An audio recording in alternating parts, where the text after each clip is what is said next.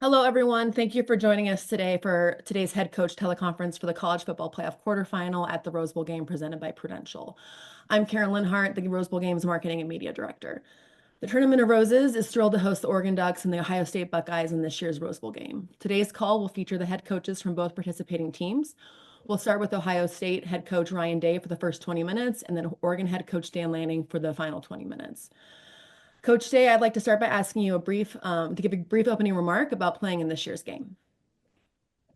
Yes, thanks, Karen. Very, very excited. Our team's very, very excited about this opportunity to play in the Rose Bowl.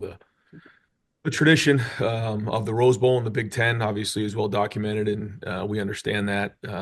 So actually be my third time being at the Rose Bowl, and every time we go, it's a great experience. And certainly have a great opponent in Oregon. A lot of respect for them. Looking forward to the rematch, and looking forward to a great week of preparation. I think when you think about some of the greatest venues there is in college football, certainly Pasadena and the Rose Bowl is right at the top of the list.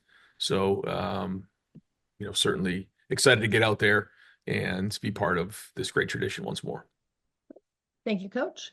We'll now open up the teleconference for questions. Please raise your hand to ask a question using the raise hand icon within Zoom. If and when your question is selected, we will unmute your microphone. Please state your name and media outlet before asking your question. Once your question has been answered, your microphone will be muted and your hand will be lowered. Doug, can you go ahead with the questions? Sure. Our first question will be from Bill Rabinowitz. Rabinowitz, Thank you, Ryan. you got it. Um, Bill. Chip Kelly said after the game that Will Howard has gotten to the point that um, he doesn't even have to finish the play calls when he's calling them in to the helmet. Can you kind of address that? How important that is? How much an advantage is to have a quarterback who's that in tune with the playbook and can kind of be that kind of guy, and just the way he's playing right now. Yeah, our challenge to Will going into the last game was that, he had to be the best leader on the field. I thought he was. I thought he played well, got into a rhythm early on. But I think for Will, understanding exactly how we're trying to attack defenses is a critical part of being successful. And when the play caller and the quarterback are on the same page, like you said, that the minute they hear the formation, they can finish it. That means he's got a great grasp on what we're trying to get done. So it'll be important to put together another good game plan and then executing it on the field. I think that's what it comes down to. And Will, I know, is excited to have an opportunity to play Oregon again. Our next All right, question, our next question will come from Joey Kaufman. Hi, Ryan. You mentioned after the game that you guys had introduced some gap schemes that help with the run game, and wondering in what ways does that help with your offensive line and the ability to run the ball with some of the gap stuff. Yeah, we look at every game and try to figure out how we best can maximize our strengths, minimize our deficiencies. And we felt going into the game that was the right thing to do. And we'll continue to look at that and see if that fits for this week. But I certainly thought we got good double teams on the inside guys. And I thought our pullers did a nice job of, on the defensive ends, and the second pullers getting to the next level. And I thought our running backs ran through contact well and ran with velocity. So it all plays in. And certainly when you have, the weapons that we have on the outside, it certainly changes how defenses have to play. And so the numbers can equate better. But we're always looking for a balance. And so I think we found that on Saturday, but now we got to build on it. Nothing that we did on Saturday has anything to do with what's going to go on January 1st. So start from scratch again, identify the things that we feel like give us an advantage, put those plays in, practice them, and then work like heck to make sure that we can execute them against Oregon. Our next question comes from Tim May.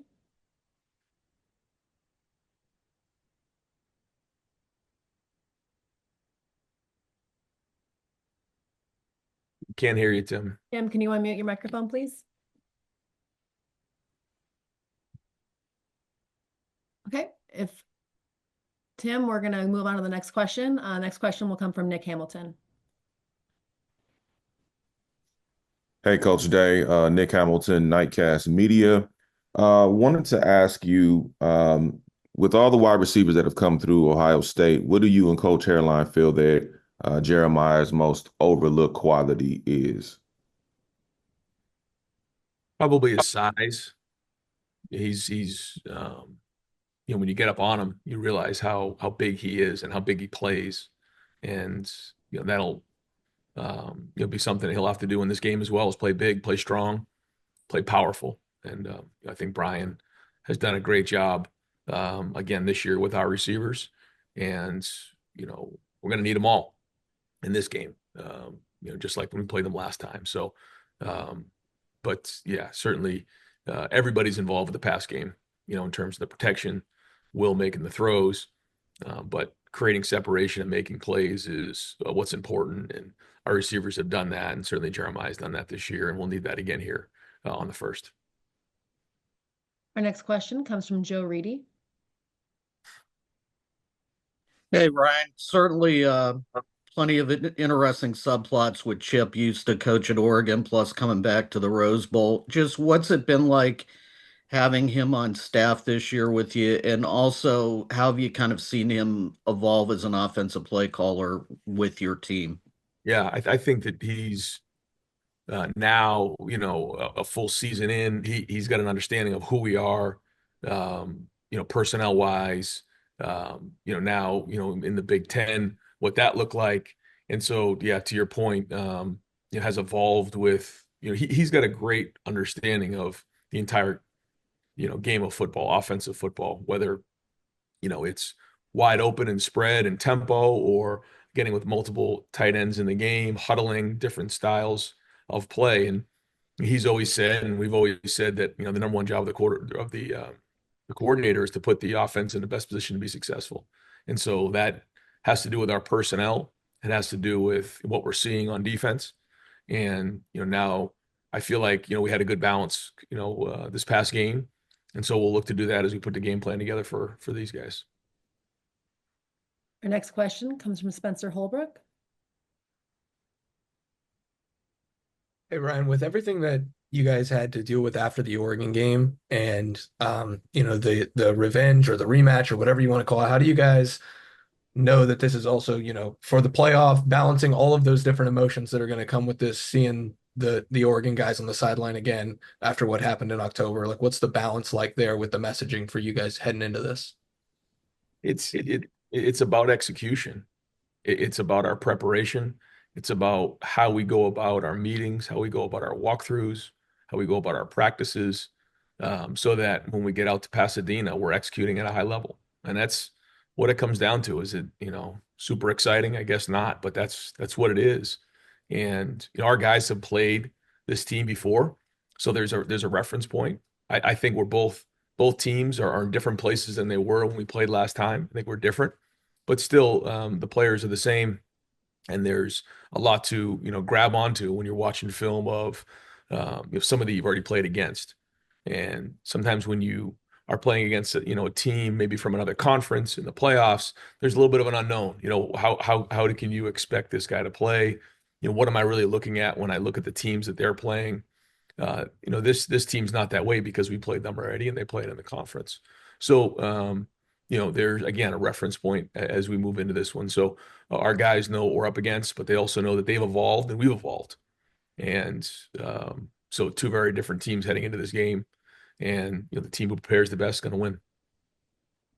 Our next question comes from Dan Hope. Hey Ryan, you guys obviously had a lot of changes that you made on defense after that Oregon game. You've had a lot of success defensively since then, but this is the best passing offense that you've faced all year. How confident are you that those improvements that were made since then are real and will show through in this game? Yeah, they do a great job on offense, throwing the ball, running the ball. They have a good balance. Gabriel's very, very talented and very accurate in what he does, and he's also very athletic. And they have weapons on the outside, so it's a challenge. We've seen that live and in color. So we've made adjustments coming off of that game, and we've worked hard to make sure that we're putting our guys in the best position to be successful. We'll do that again against these guys this week, and go compete our tails off. But our defense is playing with great confidence right now. You can feel that on the field on Saturday, and they've continued that build. After the game that we played with these guys last time, you can see every week it's gotten stronger and stronger. So, we got to go do it. We got to go put it on the field. But, I know we got a great challenge ahead, but our guys are ready for it. Our next question comes from Pat Murphy. Hey Ryan, you guys have obviously already gone through the film from that first game. How much of this preparation is looking back at that and what worked, what didn't? Or are you more focused on, we've seen that, let's look at what Oregon's done since we played them? Yeah, a little bit of both. A little bit of both. But it's not like we played them just a couple weeks ago. This was mid-season, and there's been a lot of football played since then. So, like I said, I feel like we've evolved, they've evolved, different teams.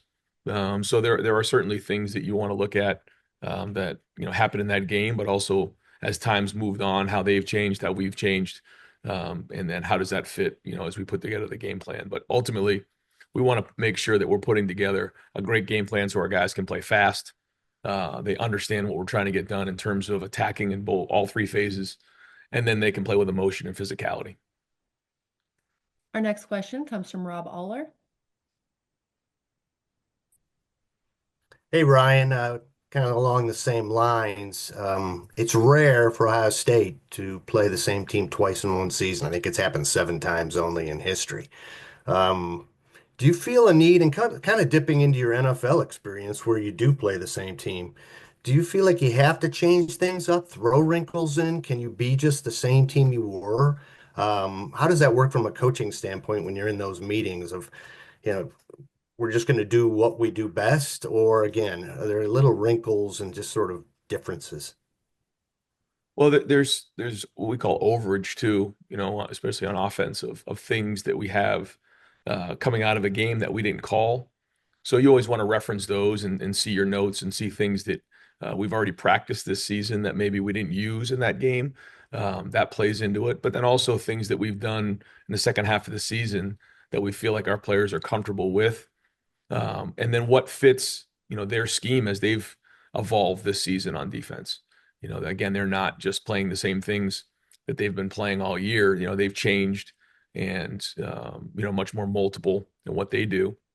So you combine all those things together, and you put the game plan in, and then you throw some things out. You add some things that you think might fit. And, at the end of the day, you only got to pack what you need, though. And you got to make sure that it's clean and it's, a plan that the guys can go execute with a lot of confidence. So, I mean, that's what we're in the middle of right now. Our next question comes from Ralph Russo. Hey, Ryan, congratulations. I understand that essentially Ohio State is always going to try to recruit the best players in the country, and that's going to be the foundation of your roster. But you guys have had success in the portal. There's a lot more players in the portal than ever before.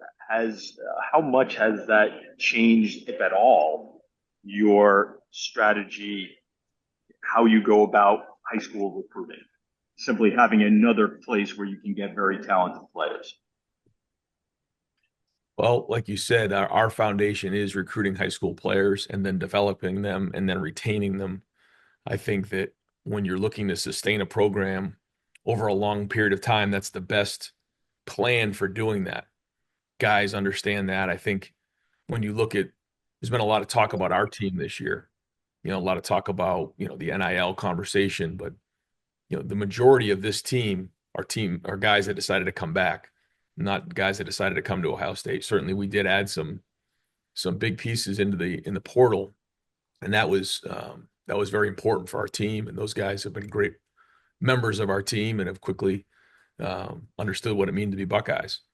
But in order to have that stability, I think that you've got to recruit high school players, tell them exactly what it's going to be, and then follow up and treat them exactly the way that you recruited them in the process.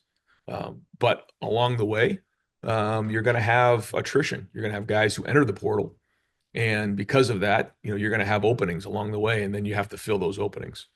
And so, we're very careful to do that because we know that sustainability of the program ultimately is very, very important here at Ohio State. So, all things that we're taking into consideration.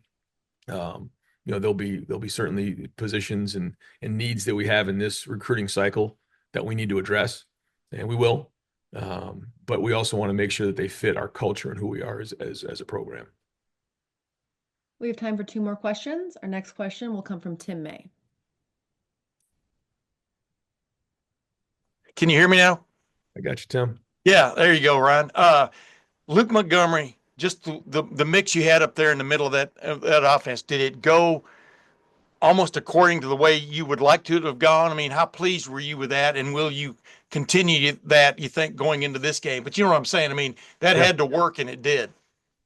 It had to work. You're right. And I thought that they all played well.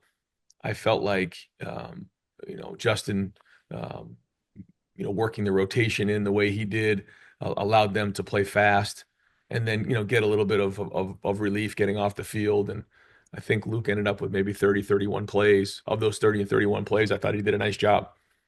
Every play wasn't perfect, but there were some really good plays in there. Great effort, and I could feel his presence out there, which is a big part of the offensive line.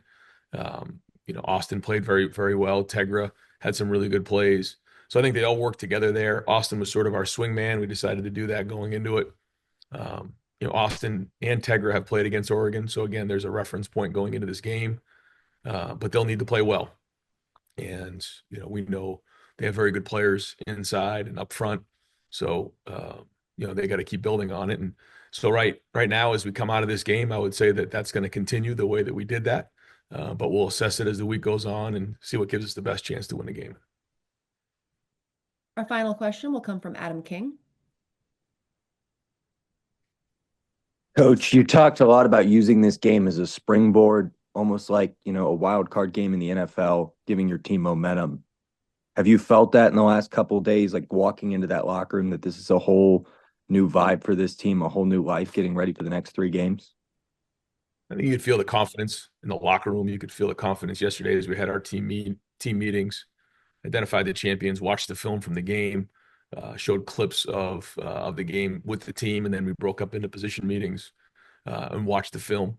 Have to make some adjustments like we always do. The issues are always there, but there was just an overall bounce and confidence about the group coming off the game. To know that we already have a playoff win under our belt will give us confidence going into the game. And also knowing our opponent, I think also gives us confidence.